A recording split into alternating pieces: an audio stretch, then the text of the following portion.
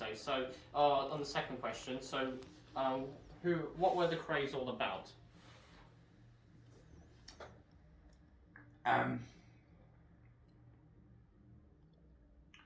At the risk of being chastised for saying this, right, there weren't an awful lot about the Krays. Right? It was a lot easier in their days to be a criminal when everyone in England spoke and understood English. It was a lot easier to be in control. Yeah? And don't forget, England had just come out of a war, so there weren't as many men around as there is today then. You know what I mean? There was a shortage of men, sort of. Yeah? So to be the boss of, it weren't a lot, the East End, weren't no great big thing, because there weren't a lot to beat. You know what I mean? The Krays were midgets in that. But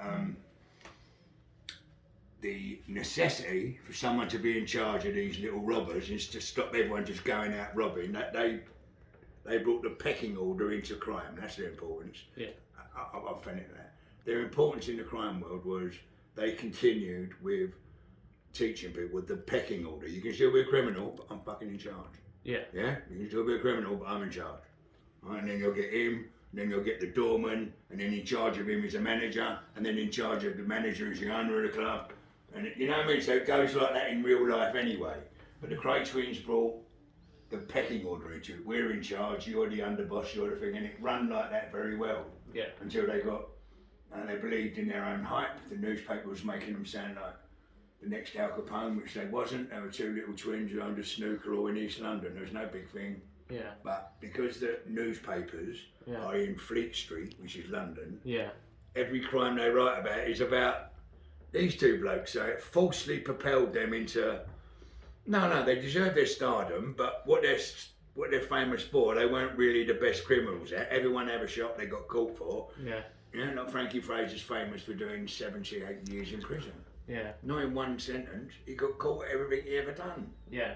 Right, so now he's famous for doing that. Do you want to go and hero worship him or look at it for what it is? You know what I mean? So everyone that is making their money from ex-criminal past, i.e. me, owes a lot to the Krays because they brought crime into the millennium era as exciting and watchable and readable and learnable, and you know, you can see the morals of men from it. You know, especially that era, because they were men. They were men that made ladies' ovaries move. Right? They were men. Yeah, and they were used to things, and they had honour. Yeah, and you're not old enough, apart from say you and your mum's bond, but you're not old enough to understand that. Me and you, us and them. Yeah. Like, it's beautiful. It's infectious. Yeah, definitely. Yeah, you die for your gang or your country or your. Yeah. You know, well on the knee, whatever it is that it's fueling there. Yeah.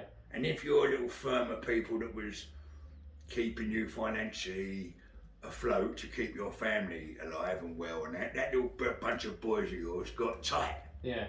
Yeah, and we're owing each other our life, so you had little firms of people, but they got to know you're only a little firm. Yeah.